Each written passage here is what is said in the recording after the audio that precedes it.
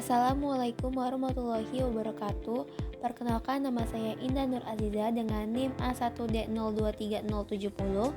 Di sini saya akan menjelaskan materi praktikum produksi agens hayati acara 13, yaitu tentang pengujian kuantitatif formula. Tujuan praktikum ini yaitu untuk menguji formula jamur antagonis secara kuantitatif, yang kedua untuk menguji formula bakteri antagonis secara kuantitatif, dan yang ketiga untuk mengetahui kerapatan Propago CPU per mili atau CPU per gram sebagai indikator kualitas formula. Pengendalian hayati adalah metode pengendalian organisme pengganggu tanaman atau OPT dengan memanfaatkan mikroorganisme alami yang ramah lingkungan, yaitu dengan menggunakan mikroba antagonis seperti bakteri dan jamur untuk menekan patogen tanaman serta mengurangi penggunaan pestisida kimia.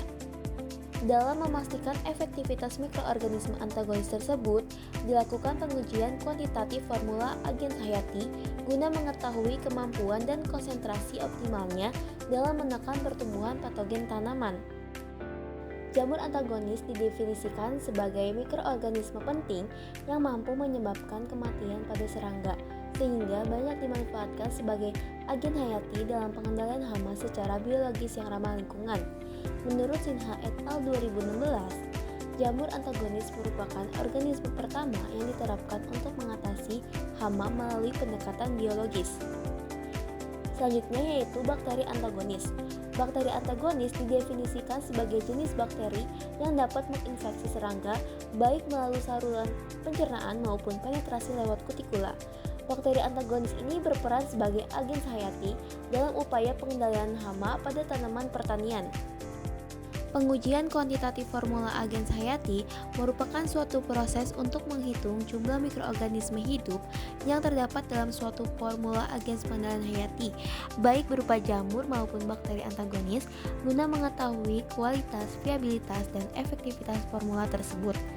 Hasil pengujian dapat dinyatakan dalam satuan CPU per mili atau colony farming unit per mililiter atau CPU per gram, yang menunjukkan banyaknya mikroba hidup yang masih aktif dalam formula.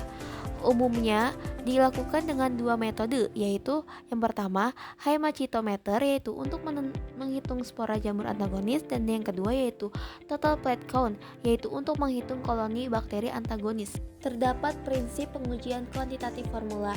Yang pertama yaitu pengaruh kualitas formula terhadap efektivitas. Efektivitas agens pengendalian hayati sangat dipengaruhi oleh kualitas dan jumlah spora atau sel hidup dalam formula. Semakin tinggi populasi mikroba aktif, maka akan semakin besar kemampuan dalam menekan patogen atau hama tanaman. Selanjutnya yaitu standar kerapatan mikroba. Kerapatan conidium atau spora untuk formula jamur antagonis yaitu 1 kali 10 pangkat 6 CPU per mili. Semakin tinggi kepadatan spora jamur, maka akan semakin besar aktivitas penghambatan dan luas zona hambat terhadap bakteri. Sementara itu, kerapatan untuk bakteri antagonis yaitu 1 kali 10 pangkat 8 CPU per gram. Selanjutnya yaitu stabilitas formula. Formula yang baik harus mudah disiapkan, tahan simpan, dan stabil.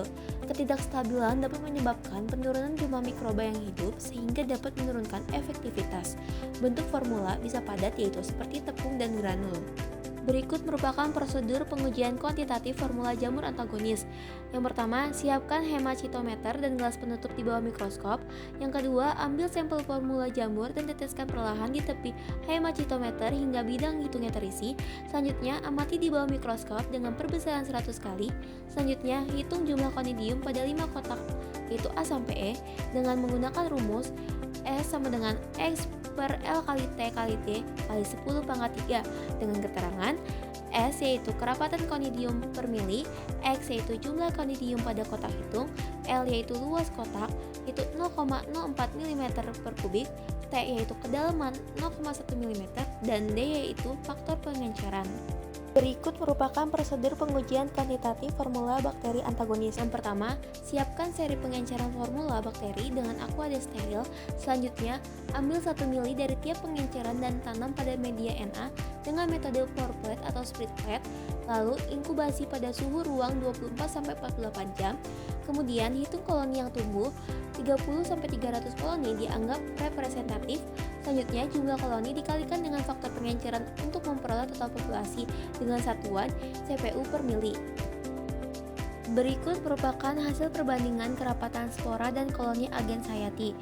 Jumlah spora atau koloni mencerminkan viabilitas dan kualitas formula. Semakin tinggi kerapatan spora, maka akan semakin besar kemampuan formulasi dalam menghambat pertumbuhan patogen. Formula dengan kerapatan di bawah standar menunjukkan perlunya reformulasi atau perbanyakan ulang. Berikut merupakan contoh hasil dari perbandingan kerapatan spora dan koloni agens hayati.